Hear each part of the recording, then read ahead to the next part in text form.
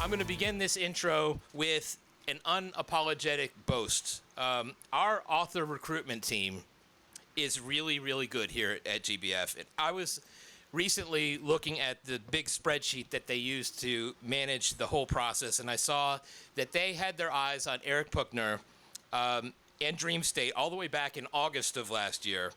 They invited him soon thereafter. I'm looking at you, Nancy Redding, one of our lead. Let's give her a round of applause.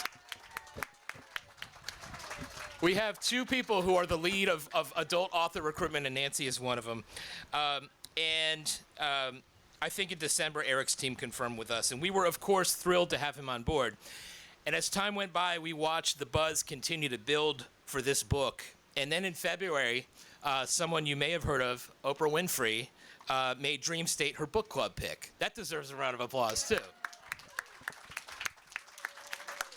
And even though Oprah's been doing this for a long time, and we've had a number of her book club picks at our festivals over the years, we're still just as exhilarated as ever when it happens. It's so validating for our author team, and I have to imagine it's also pretty validating for Eric, too.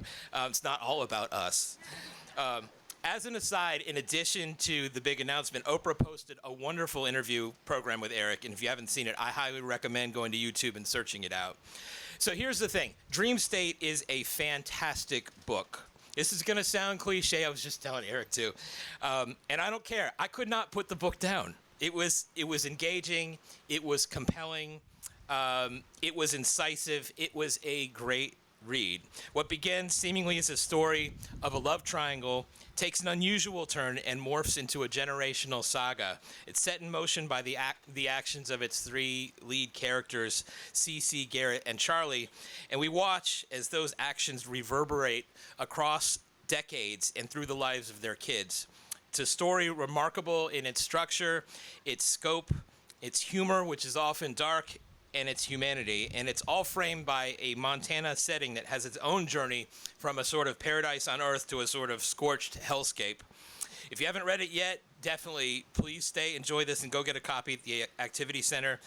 Eric Puchner is an associate professor at Johns Hopkins University, the recipient of an award in literature from the American Academy of Arts and Letters, and a finalist for the PEN/Faulkner Award, among several other outstanding recognitions. And our conversation here today will be led by award-winning author and wonderful friend of our festival, Melissa Scholes-Young. It's an honor to have them both here. Ladies and gentlemen, let's give a big welcome to Eric Puchner and Melissa Scholes-Young. Wow. Thank you so much. That was such a wonderful introduction. I've never been introduced by the mayor of a city before. Oh, he's not just a mayor. I mean, yes, that's what I hear, and who actually read my book too. I'm very impressed. So thank you so much for having me. Would you read for us to begin? Is it Sure. too fresh? No, let's do it. Sure. I'll just read a very short chapter that's towards the beginning of the book, so I don't have to introduce it too much. But the book is about, as Judd was saying, it's about three different friends, Cece, Charlie, and Garrett. Cece is engaged to be married to Charlie at his family's beloved lake house in Montana. And so Cece comes out a month early to prepare for the wedding. And Charlie has to stay at home in LA. He's a cardiac anesthesiologist, so he's kind of tethered to the OR. She comes out a month early to plan this wedding. And Charlie has introduced her to Garrett, who is his best friend from college, who's having a bit of a rough time of things. He's grieving the death of a good friend of his in college and really hasn't gotten over it, had to drop out of school, and is working as a baggage handler at the airport. So anyway, that leaves Cece in Garrett's temporary hands, and if you've ever read a Jane Austen novel, you know where that's headed. And that's just the first part of the book. I'm going to drop us in around page 55, chapter 4. What has just happened is that Cece and Garrett have gone on a hike together, and Garrett has taken her, if you've ever been to Glacier National Park, he's taken her to Glacier National Park on this kind of famous hike called the High Line Trail, which is along a cliff called the Garden Wall, and it's a very narrow, I see people nodding, it's a very narrow trail, and you have to grab onto a chain that's bolted into the cliff for part of it, and Cece has no idea she's going on this harrowing hike. It's actually not that harrowing if you're a hiker, but she has a horrible fear of heights. So she has a kind of meltdown in the middle of the hike, and Garrett has to help her back down, which involves holding her hand and coaxing her back down. Garrett is convinced that she despises him. He's taking her back to the house to drop her off, and he has to run in to use the bathroom, and that's where we are right now. Garrett slipped out of the house while Cece was upstairs, knowing he'd drunk too much wine, that as soon as he got into his truck, he would technically become a drunk driver, one of the least appealing things a drunk person could become. But he'd stayed too long already. He pulled his car keys from his pocket, almost dropping them on the porch. His hand felt heavier than usual, dense with the memory of Cece's grip. She'd hardly said a word to him on the way back from Glacier, staring crossly out the window, still fuming, Garrett imagined, over the death hike. Probably it was a relief not to have to pretend to enjoy his company. He'd had to pee terribly, but was afraid to disrupt Cece's silence. So he was surprised, after he dashed into the Margolises to use the bathroom, when she asked if he wanted a drink. Charlie had sent her some wines to taste. No doubt he'd value Garrett's opinion. Also, drinking alone depressed her. Garrett knew nothing about wine, but pretended to, noting that one called Half Past a Freckle had some earth to it, but agreeing emphatically that something was missing. Wind? Fire? He'd said, finally making her laugh. They tried a Cote de Rhone that made his mouth pucker, then something that tasted like a Jolly Rancher, all on an empty stomach. Garrett waited for Cece to kick him out, or at least to nudge him tactfully out the door, suspecting she was simply absolving a guilty conscience. And yet she poured them another wine, and another. Meanwhile, her hand, the same one that had squeezed his up at Glacier, refusing to let go, did not creep away in shame. It did not crawl under the porch to die. Garrett kept sneaking glances at it, as if it were a rare and bashful creature. At some point, Charlie called, and Cece had taken the phone upstairs to talk to him. Garrett climbed into the truck, steadying himself, then dropped his keys before he could get them into the ignition. He switched on the dome light and found them sitting in the thermos he'd parked in the cup holder. They were soaking in the coffee at the bottom. He tried to retrieve them with his fingers from the heel tap of coffee, but the thermos was too narrow.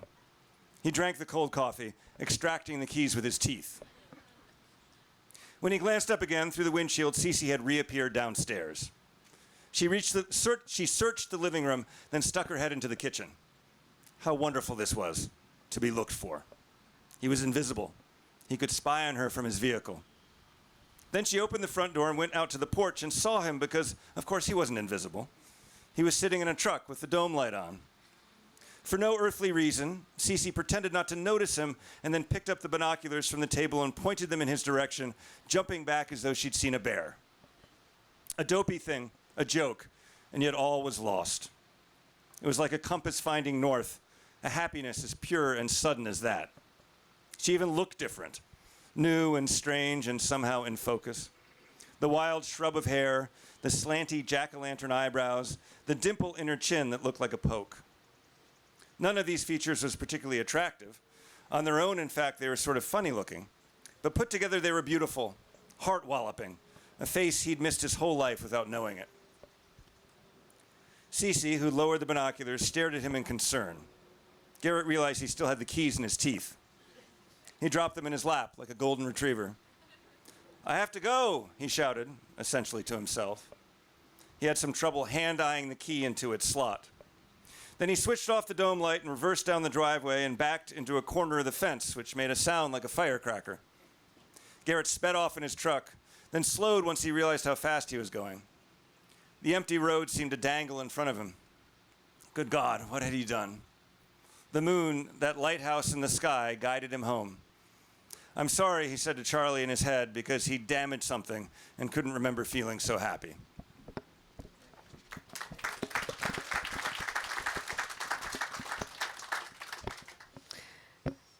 I'm glad you read that part. I think it has the perfect amount of tension that's about to reveal itself between them. So you mentioned the love triangle. I'm also really curious about some of the larger commentary about, I would say, American dream, like ideal versus realities. I know it's a really deep. We're going to go really deep, really quick. Will you talk a little bit, and especially about the title itself? Will you talk about that? Sure. I mean, the title has a lot of different meanings. The epigraph of the book is from Midsummer Night's Dream. The book is called Dream State. The line for Midsummer Night's Dream is something that Bottom says at the end of the play. Bottom is the one who turns temporarily into an ass, a donkey, well, a literal ass with ears. And then he wakes up and he doesn't remember it. And he says, "I've had a dream, past the wit of man to say what dream it was." And I was interested both because A Midsummer Night's Dream is a comedy, so it has the marriage plot, and I was interested in playing with the marriage plot in the book. I wanted to write a book that ended in the wrong marriage. I thought that was an interesting idea. And the marriage in the book is kind of a disastrous marriage as well. It was based on an actual wedding that I officiated, in which almost the entire wedding party had norovirus. So, yeah, everyone grows. It's like the worst 2 days of your life if you've had it. And also comes out of nowhere. You're feeling completely fine, and then you're suddenly puking. You're making us all a little nervous now. I'm sorry. Yeah, I'm sorry. But so the wedding that I officiated, it was actually worse than it is in the book, the wedding in the book, because there was a flower girl. One of the flower girls threw up on her way down the aisle, and you can't make stuff like that up. no, I don't think you really can't. And then you can't put it in the book because no one would find it believable, I know. And then the groom is, so this is in the book, the groom is so ill, he was so ill he had to sit down in the middle of his vows. And so I was interested in that, not because, because it was funny and awful, and I like funny, awful things, but also because I'm just interested in comedy, not so much because it's laugh out loud funny when you're reading it, but because there's anything that's as a comic situation has a disconnect between expectation and actuality. That's what makes it funny, and that's also exactly what makes fiction good fiction, is that incongruity between what the reader expects and what actually happens, and what the characters expect and what actually happens. So when I have students who come to me and say, like, I have writer's block, I don't know what to do, I often ask them, did something funny happen to you recently or ever? And if it did, try writing about that. And they're mostly really bad at being funny on the page, but that is enough of a seed, that incongruity, to actually have them get started writing something that has tension and plot and character. Why is it so hard to be funny on the page? Like, what is it we do? Do we overwrite it? I mean, I mentioned earlier that one of my favorite moments is and this won't give away too much. It's maybe more than halfway through the book when they dress as speed bumps for Halloween, which you revealed. Ruin the entire book. I know. I know. Spoiler: speed bumps don't move, so they just lay on the floor, right? Like, really, but it's funny. It's funny, and yet it's absurd. And I'm wondering why you're so good at it. Why are students so bad at it? Why are we so bad at it? Is really the question. Thank you. I'm not interested in comedy just for comedy's sake. So I think one of the problems is that unless comedy has emotional truth to it, if it's overly wacky, it ceases to be funny in the same way that dreams aren't funny. When's the last time you had a dream that made you laugh? Almost never, right? I mean, maybe occasionally, but have you ever woken up laughing from a dream? I've woken up crying from a dream and screaming, but I've never woken up laughing, because if anything is possible, then nothing is funny, because there's no stakes to it, right? So I think there has to be stakes, and I think one of the problems that I see in when students try to be funny is they just sort of throw everything at the wall and they don't use any restraint, and yet really restraint is what makes something funny. It's what's not said that makes it funny. It's the white space. It's when somebody says something that's funny, the student will say, he said comically, or they said laughing. And if you have your characters laughing at something they said, it's like you're laughing at your own joke, and that's a no-no, I think. It's like over-explaining it. Like, let me tell you why this is funny. If you have to say that, it's not funny anymore. Yeah. Or if you're adding adverbs of any kind whatsoever. Adverbs of any kind. We're laughing for the wrong reasons. I want to ask a craft question. Can I dive into craft? Yeah, of course. Okay. Earlier today, I taught a workshop on novel structure, and I made the argument that I'm a failed short story writer. You're a successful short story writer, but that short stories structurally are as hard as a novel. And you've now written 2 short story collections. This is your second novel. I'm curious if you can talk a little bit about the challenges, which you find satisfying. I mean, easy isn't the right question, but structurally, that's where I find the difference is between a short story and a novel. Yeah, absolutely. I think they're completely different beasts, and I love them both. I love short stories. I love to read short stories. Unfortunately, most of the people who love to read short stories also write them. They don't have a huge readership. But I adore, I mean, they were my first love, and they will always sort of be something I read a lot of. Novels I approach completely differently, so sometimes people have asked me recently, you know, have I ever started a short story that ended up as a novel? And the answer is no, because I conceive of them completely differently. I mean, the famous, like, old cliche is that short stories have more in common with the poem as a genre than they do with the novel, and I mean, I don't actually think that's true. But I do understand what that means. I mean, metaphorically, it means that with a short story, you just have to be really ruthless in terms of its economy, and if you shake a short story, like, nothing can fall out of that short story, not even a semicolon, right? And so that's what makes them so hard to write, but also makes them really satisfying to read, I think. And novels, I mean, think of your favorite novel, Moby Dick or War and Peace or something. I mean, you shake those books, like, half of them would fall. I mean, War and Peace, all those annoying, like, philosophy of war chapters would fall out immediately, right? And hopefully not come back, because otherwise it's a perfect novel, right? So, yeah, I mean, novels are, one of the things that's appealing about novels is that they're big and ambitious and flawed, and you can do things structurally that you can't do in a short story. And for me, that was, it was an excuse to go really big and to leave a lot out in a way that I was excited about. So the last 2/3 of the novel, really, after this disaster wedding, it starts to leap through time where we go from one chapter to the next, and sometimes there are 15 or 20 years have elapsed. And I wrote some of those chapters, those interstitial chapters, and took them out because I wanted to capture the emotional effect of time's passing. I wanted the characters to be surprised by how much time had passed, and I wanted the reader to be surprised by how much time had passed, because that's sort of been my experience getting older. I mean, I'm 55, and I mean, we've all had this experience, unless we're 16, right, where you look at your children or you look at somebody you used to know and you're like, oh my God, you were just 12 and now you're 19. How did that happen? So that fluidity, that subjectivity of our experience of time, I was really interested in trying to capture in the book. And I couldn't have done it, I don't know how I would have done it in a short story. Do you feel like you had to write those years in between to figure out something that then informed the next ones? Or how did you make a decision? Yeah.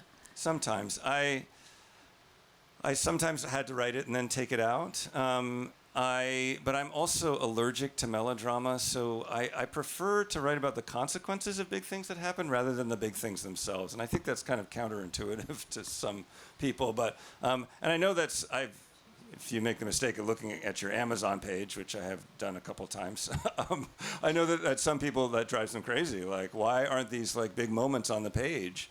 But I mean, it was very intentional on my part not to write about them directly, because I'm just so much more interested in the after effects of those moments. Well, and speaking of flaws, these are characters that I was deeply invested and sympathetic toward, but they make some pretty bad choices. Can you talk a little bit about, I mean, how are you holding the characters when they misbehave? I mean, because we're perfect, right? And other people in our lives, but I'm always interested in how a writer creates that type of sympathy on the page that I, as a reader, am willing to emotionally forgive and engage. Well, I mean, I think sympathy is in the eye of the beholder, obviously. I think that there is a certain kind of reader who's very interested in likability, and most writers are not interested in likability. They're interested in creating a character that's a living human being on the page who's flawed. And they may not always be the most likable people, but you can relate to them, right? So yeah, I mean, I'm not interested in writing about characters who do the right thing. It's not interesting. I mean, novels wouldn't exist if characters did the right thing, right? Novels are all about trouble. They're all about characters doing the wrong thing and then having to live with those consequences. With this book in particular, I was interested in regret and writing about that sort of ghost life, that life that you could have led but you didn't lead, but you're thinking about all the time, because I think it's a kind of like contemporary malady, that we have this kind of life is elsewhere phenomenon where we're thinking about, like, if I hadn't done that, if I did this. And I'm somebody who lives with like horrible regret all the time. I mean, I can't order a meal at a restaurant without regretting what I ordered like 2 seconds later and trying to call the waiter back. And my son, who's 15, has started to make fun of me because I used the phrase "the trapdoor of regret" in some TV thing, and now he's like, "Hey, Dad, how's the trapdoor of regret treating you?" from the other room. So good that they support us. I know, they're isn't so it? supportive. I mean, just ask your kids. But I am interested with Cece. I think is a character. She's one of the protagonists who's a little bit frustrating for some people because they don't understand why she does what she does. And but I was actually really interested in that inscrutability, and that you might do something impetuous and not fully understand why you did it, and then have to live with it for the rest of your life, and never really come to a perfect reckoning as to why you did it. I mean, that to me is my experience of life, is that those perfect answers don't arrive. They really don't. And so I wanted to write a book in which those answers never arrive, and yet you have to sort of somehow make peace with the fact that they don't arrive. There's a wonderful quote. My editor would kill me. He thinks I quote too many writers. But there's this wonderful quote by the poet Philip Larkin, who talks about fulfillment's desolate attic. So this idea that you get up to the attic of fulfillment, like, you get something that you want and you get up to the attic and, oh my God, there's nothing up there because there's another attic above that, right? And that's also something I was interested in exploring in the book. Yeah, it reminds me of Dharma Bums when he gets to the top of the mountain, like, oh no, it's me. What am I doing here? I thought I would be so changed and miraculously evolved from having gone through this, but she just seems utterly confused by herself. Yeah, that's a good connection. Yeah. Which I like. I mean, Yeah. I think that's to me a real success of her portrait, of her character. Thank you. Yeah. Thank you. I don't need to tell you how much national press this has gotten. I mean, it's Oprah, right? When it's Oprah. And I'm curious why this book now? Like, what is it you think that is happening in America specifically that makes this such an urgent telling? Like, why do you think? Yeah, I I don't know. That's not really for the author, I think, to answer.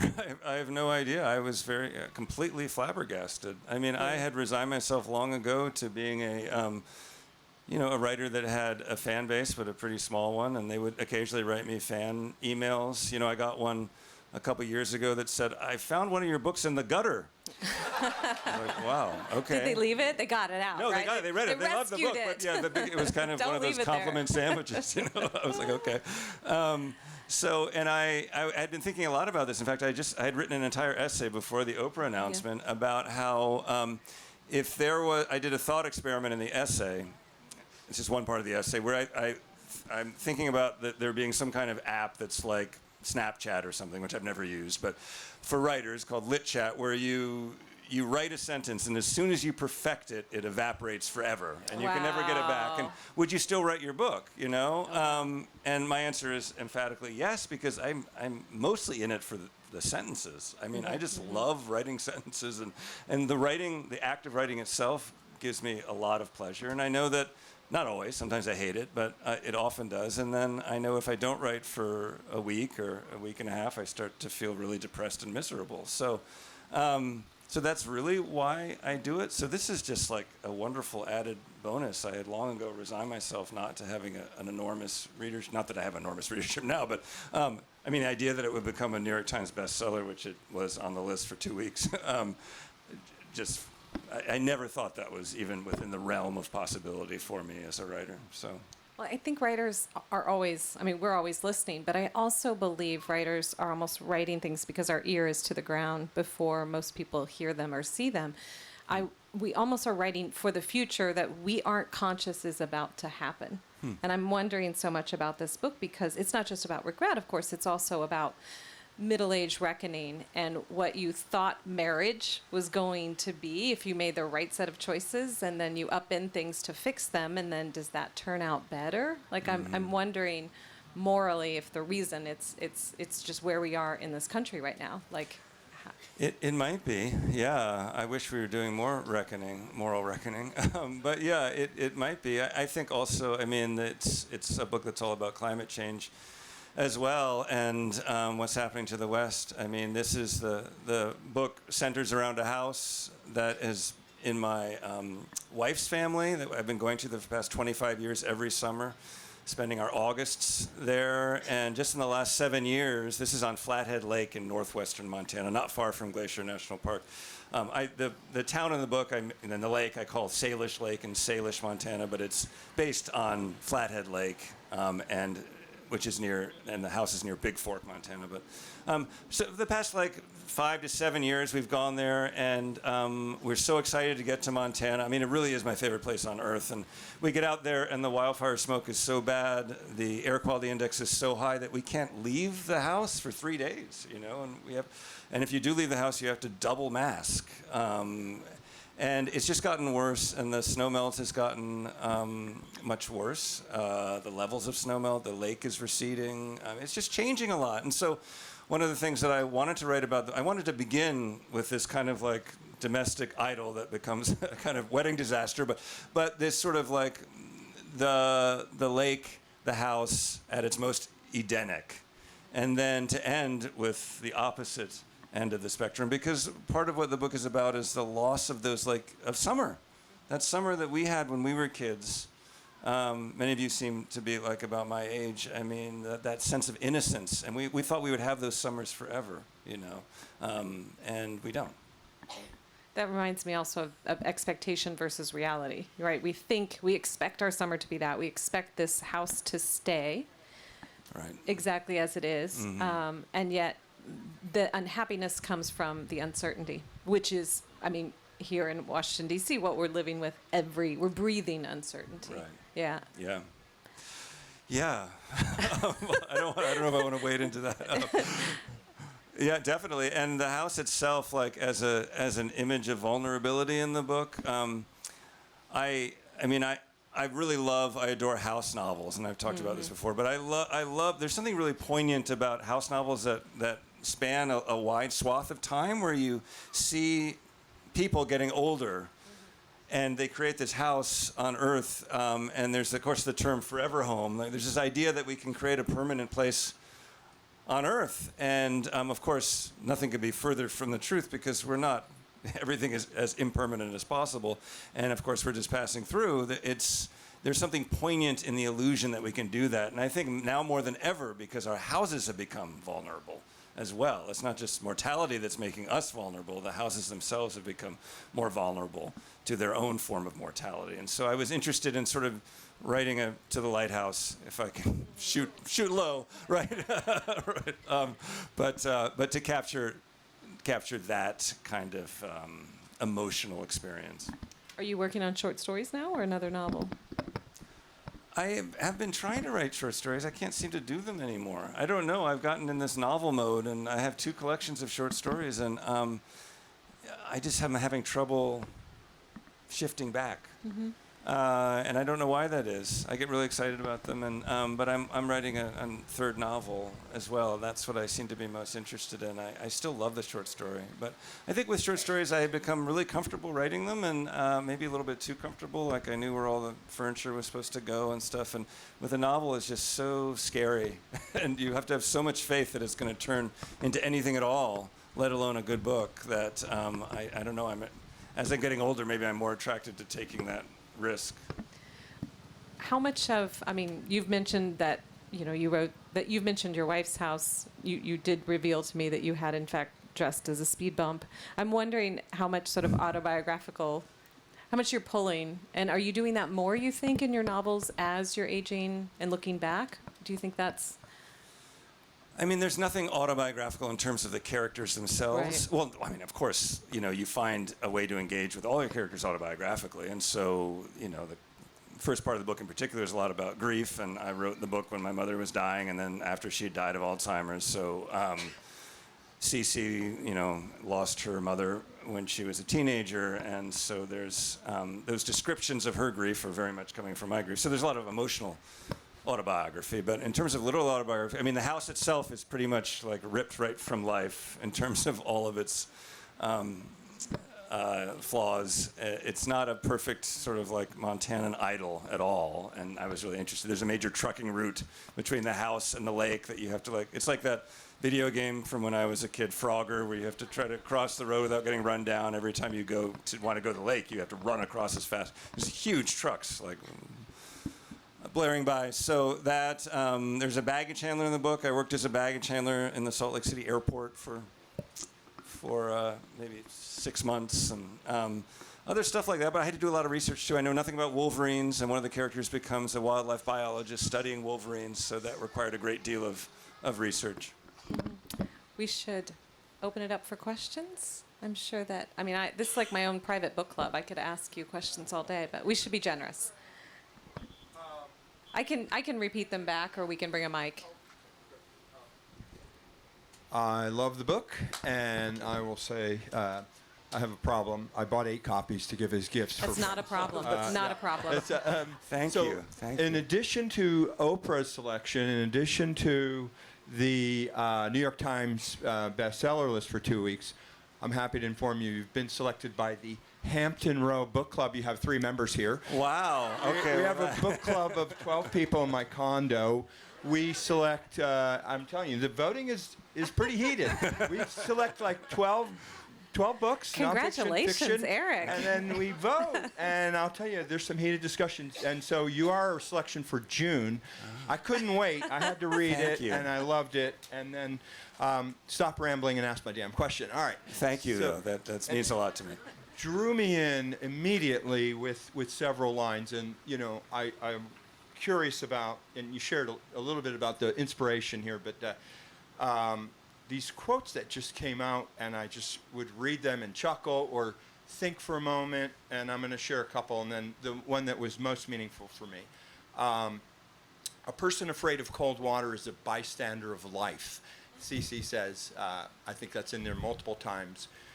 Because you never grew old on Spotify, you were always 16.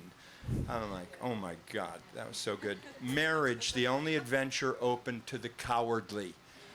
All right, and then I don't actually believe that one. I don't ascribe to that one. But all right. Okay. Well, there's a lot of heartbreak. We've already heard from some members who haven't finished the book in our book club that it's too sad and depressing. And I'm like, read the whole thing. And the last one was my favorite, was here that was, there were different forms of love in the world. Why did the romantic kind always bully its way to the front? So any additional insights or comments on any of those? I was especially intrigued by the last one. And I'm blown away that the real wedding was you. Really, where people truly got ill is mind-boggling that you can write about it and incorporate it in such a believable way.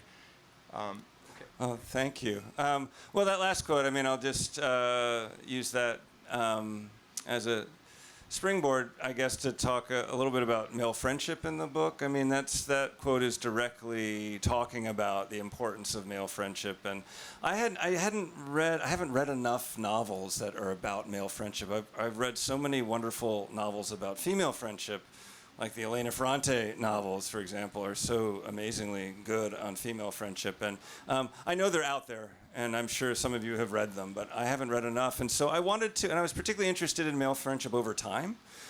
Someone you know when you're a young man and you grow old with. And I was also, one of the questions the book asks is how much can a male friendship endure and survive? And I was interested in that as well. So yeah, all of that is...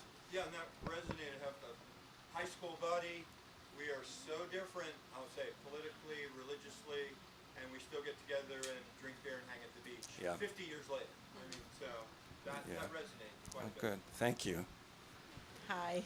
So I never ask questions. This is really weird. I don't even know if this is a question, but my mother just passed away in December after having dementia for 12 years. And I almost got PTSD reading parts of your book. So I could tell you'd had a relationship with that. And I mean, I guess you just kind of said that your mother just passed away also. Yeah, well, I'm so sorry. It's so hard. Yeah, my mother died of Alzheimer's, so that stuff. No spoilers. I don't know how not to spoil something, but Don't spoil it. Yeah. Okay, but that's from a lot of But that it's is very from personal authentic. experience. How you write that character, and yeah. Thank So you. that's not really a question. So I did pick up Model Home. So can you tell me a little bit? I haven't read it yet. Oh. Can you talk a little bit about it? What? I love Backlist. Is that Yeah, no, okay. thank you. That's really wonderful, and it's wonderful that people are going back and reading my first novel. That's terrific. I was chuckling because a good friend of mine, and I didn't even think about this. There's a house that burns in that book as well, and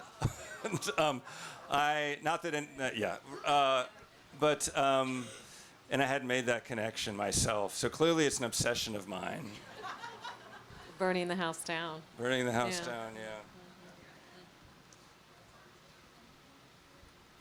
What made you decide to explain what happened at the wedding at the very end? Well, I can talk about returning to the moment of the wedding at the end. I don't think that's giving anything away. That's part of the way that the book plays with time, is that I rewind at the end and go back to the wedding that happens on like page 150 or something, and then you finally get to see the wedding itself.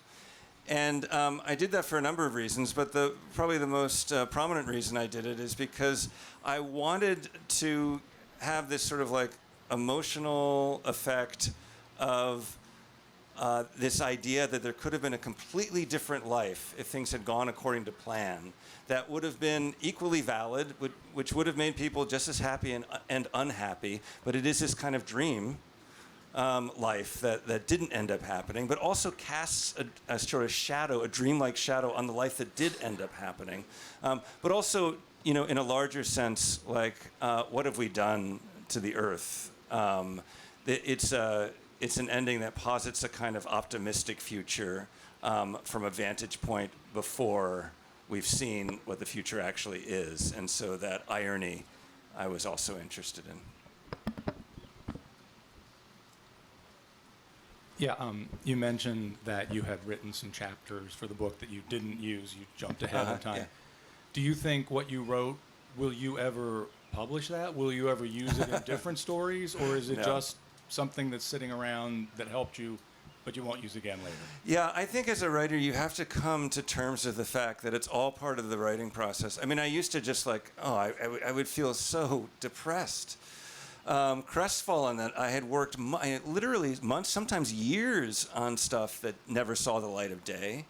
But you just have to reframe the way that you think about things as a novelist in particular. Oh, there are plenty of short stories that I've written. I would say 30% of the short stories I've written, possibly higher, they never actually end up being published. Because you're looking for that short story that needs to be told badly enough that you'll get it right. So that stuff that is on my hard drive somewhere, right, that will never see the light of day, I needed to write that in order to write this, right? It was all part of the process. I mean, I think at one point this book was well over 700 pages. And that's the way I wrote my first novel as well, and I just cut way down. And I think it's a much more interesting book than the 700-page book was.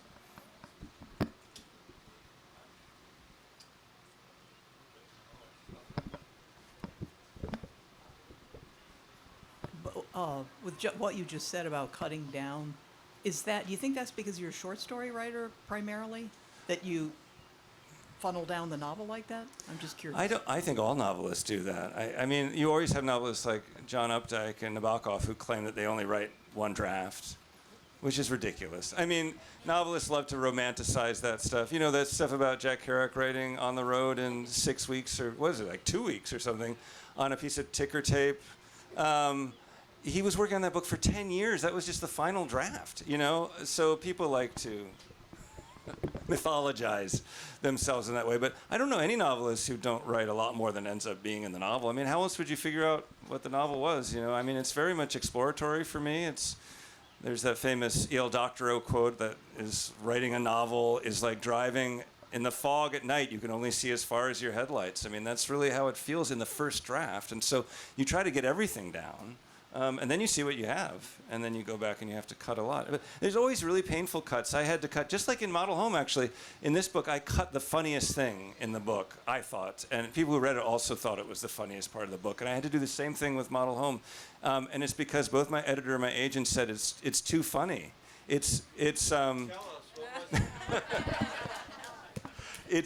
tipped it tonally too far towards like satire, right? And so it was just off, totally off. Well, it has to do, there's a bachelor's party in the book, and the characters get naked and they go for a swim, and there is, a lot of that is still in there, but it was comic and only comic, whereas I think now it's all about Garrett trying to navigate his loneliness and reconnect with his old friend, and that was missing.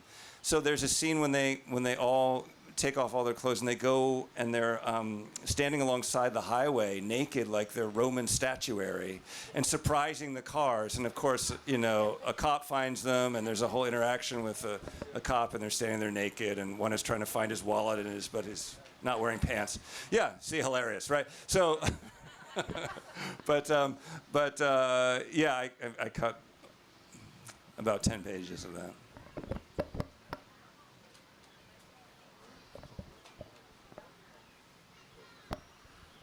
There was a movie last year called Here, which Tom Hanks starred in, and it covered multiple families living in a Yeah, I didn't see it. You didn't see it? Okay. Well, curious, what are your thoughts on a movie version of this, and do you have any actors, actresses that you could envision? You're going to have to add back in role? the naked men on the side of Oh, the yeah, that's right. Oh, that'll be a Adam Hollywood Driver smash hit, naked, yeah. That's the first time I've said Adam Driver naked at a book festival. Hopefully the last time as well. Well before the Oprah stuff, one of the production company, A24, bought it, optioned it long ago, months and months ago, and they have really. They talked a great game. They had great ideas. I was very skeptical. I was worried they were going to turn into a romantic comedy and the climate change stuff would disappear, but they want to start with the climate change stuff.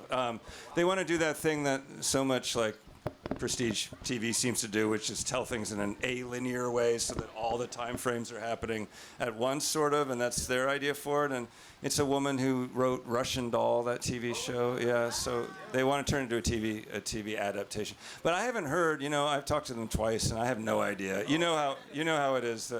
The percentage of optioned books that end up actually getting produced is fairly small. So, but we'll see.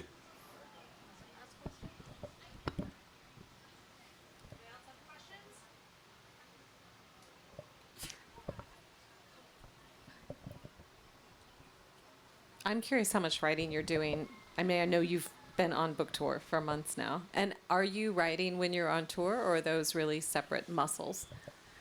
I wish. I just started getting back into the novel I was been working on, but I had to take several months off because this was a new level of book promotion that I had never experienced before. And I'm certainly not complaining in the slightest, but it is, as a writer, it is a bit of a mixed blessing. Yeah, it takes you away from the desk, and you only have so much free time, and you want to be spending at least some time with your family, right? So so that's been a little challenging, but I'm back into it, which is good.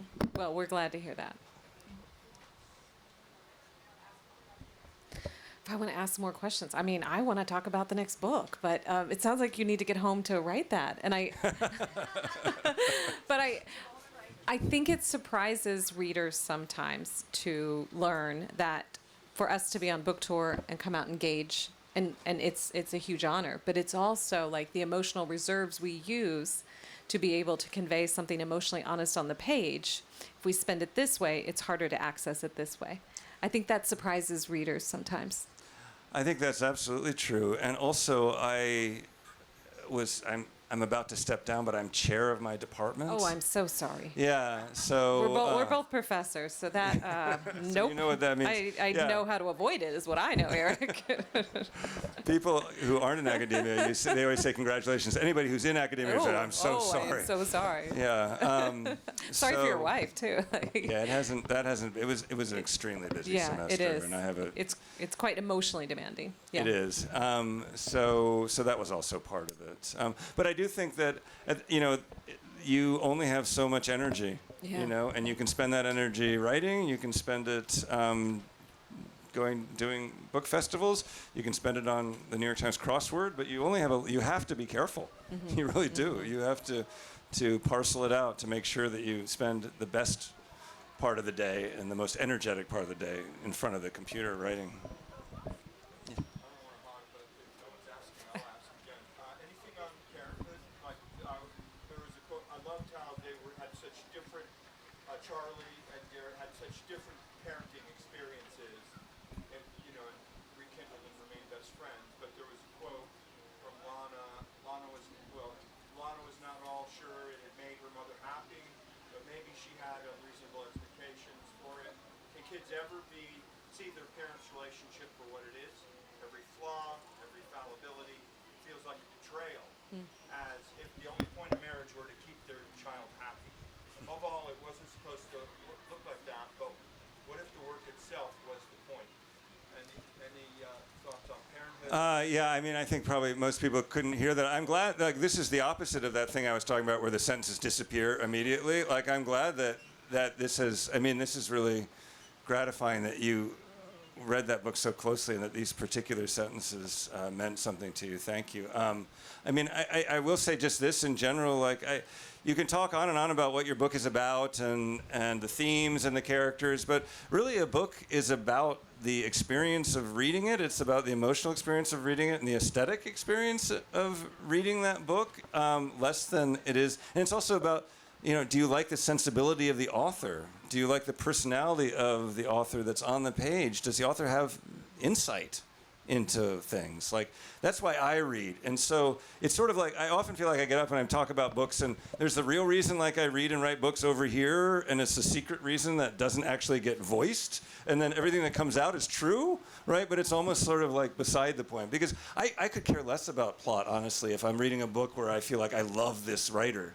I love the writer's personality, and that, what the book's about, I don't care. Okay. Oh. Hello. Thank you so much. Yep. Thank you so much.